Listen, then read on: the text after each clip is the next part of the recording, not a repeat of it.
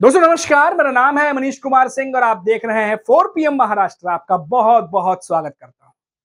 दोस्तों महाराष्ट्र की सियासत में जब भी चुनाव का बिगुल थोड़ा भी बजना शुरू होता है, पार्टी जो है वो बदलने की प्रक्रिया नेताओं में शुरू हो जाती है।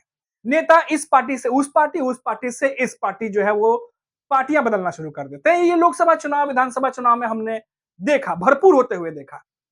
और अब महाराष्ट्र में निकाय चुनाव, नगर निगम चुनाव, बीएमसी चुनाव, ये सब तमाम चुनाव होने हैं और ऐसे में फिर से सुगबुगाहट जो तेज हो गई है।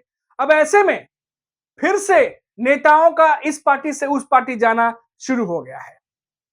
ताजा बड़ी खबर आपको देने जा रहा हूं। उद्धव ठाकरे की पार्टी के पूर्व विधायक निर्मला गावित एकनाथ शिंदे की शिवसेना में शामिल हो गई है।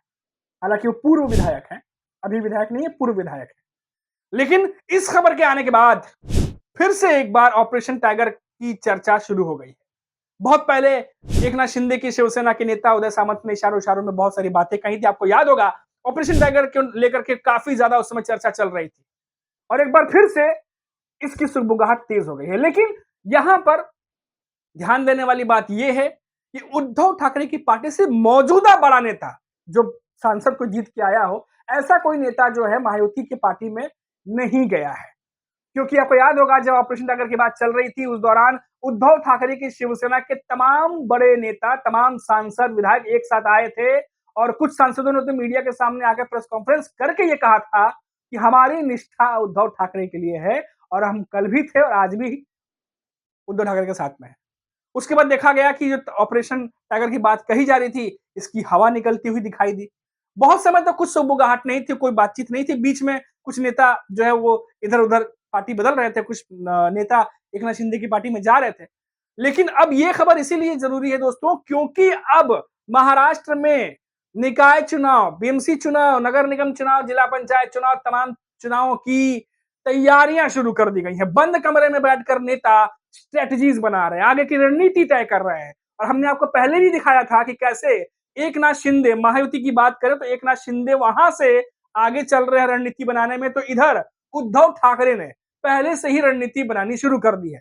हमने आपको रिपोर्ट्स भी दिखाई दी कैसे कोंकण के जो इलाके हैं या मुंबई के आसपास के इलाके हैं, उनको लेकर के स्ट्रेटजीज बनाई जा रही हैं।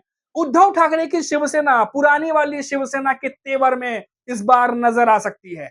कैसे मातोश्री पर बड़े बड़े मंत्रियों की बैठक हो रही है उद्धव ठाकरे की, साथ ही साथ दादर में जो शिवसेना भवन है वहां भी उद्धव ठाकरे ने तमाम नेता, विधायक और जिला प्रमुखों के साथ में जो बैठक की, उसकी भी डिटेल हमने आपको दिखाई। तो यानी लोकसभा चुनाव महाविकास अघाड़ी के नाम, विधानसभा चुनाव महायुति के नाम, और एक एक की बराबरी के बाद अब मामला फाइनल करने की बारी आई है और जिसको लेकर के देखा जा रहा है कि दोनों तरफ से कमर जो है वो कसा जा रहा है। अभी कुछ दिनों पहले की बात है, उद्धव ठाकरे की तरफ से भी ये कहा गया था कि जैसे ही मुंबई में बारिश हुई, आपने रिपोर्ट देखी होंगी, जहां तहां पानी भरा हुआ नजर आया, सड़कें टूट गई।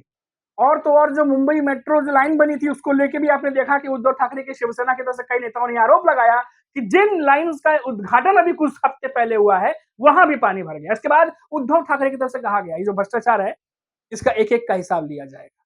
तो क्या ये आने वाला जो चुनाव है, जो आने वाले चुनाव हैं, इस पर जो है खासतौर से क्या अब अपने अपने तरीके से अपनी अपनी शक्ति को जो है वो आजमाया जाएगा? क्योंकि पहले विधानसभा में परिस्थिति कुछ और होती है, लोकसभा में परिस्थिति कुछ और होती है, लेकिन इन चुनावों में जो लोकल बॉडी के चुनाव है, इसमें क्षेत्रीय पार्टियों का बोलबाला होता है और क्षेत्रीय पार्टियां बहुत बड़ी भूमिका भी निभाती हैं।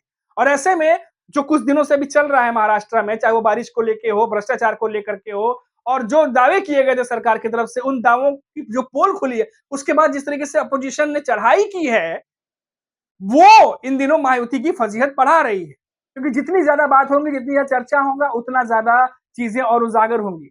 अब देखा यह जा रहा है कि महायुति की तरफ से अब कोशिश ये की जा रही है कि कैसे इन हमलों को रोका जाए। ये जो बारिश के बाद जो फजीहत हुई है, जो दावे कहे जा रहे थे कि पानी नहीं भरेगा, जल जमाव नहीं होगा, कई सरकारी ऑफिसर्स पर भी हमने देखा कि जल जमाव हो गया है। जहां पानी नहीं जमना चाहिए वहां भी जमा हुआ है, निचले इलाकों में लोगों के घरों में पानी घुस गया है। वो तमाम दावों की पोल खुली जो सरकार कर रही थी। अब ऐसे में विपक्ष तो हमलावर होना ही था। अब महायुति के कुछ नेताओं का अगर हम बात करें तो उद्धव ठाकरे के शासन में किए गए कामों को लेकर के वो कह रहे हैं कि उस समय भ्रष्टाचार हुआ था जिसकी वजह से ये तमाम चीजें हुई हैं। अब दलीलें तो कुछ भी दे सकते हैं, राजनीति है, सियासत है, एक दूसरे को जवाब देना और जुबानी हमला करना ये चलता रहेगा। लेकिन सबके बीच में जो अहम और सबसे जरूरी खबर ये है कि निकाय चुनाव, बीएमसी चुनाव, जिला पंचायत चुनाव पर जितने भी चुनाव अभी आने वाले समय में होने वाले हैं, इन सब को देखते हुए अब तैयारियां जोर शोर से शुरू कर दी गई हैं। हर एक पार्टी, हर एक रणनीति जो बना रही है वो आने वाले चुनाव को देखते हुए बना रही है।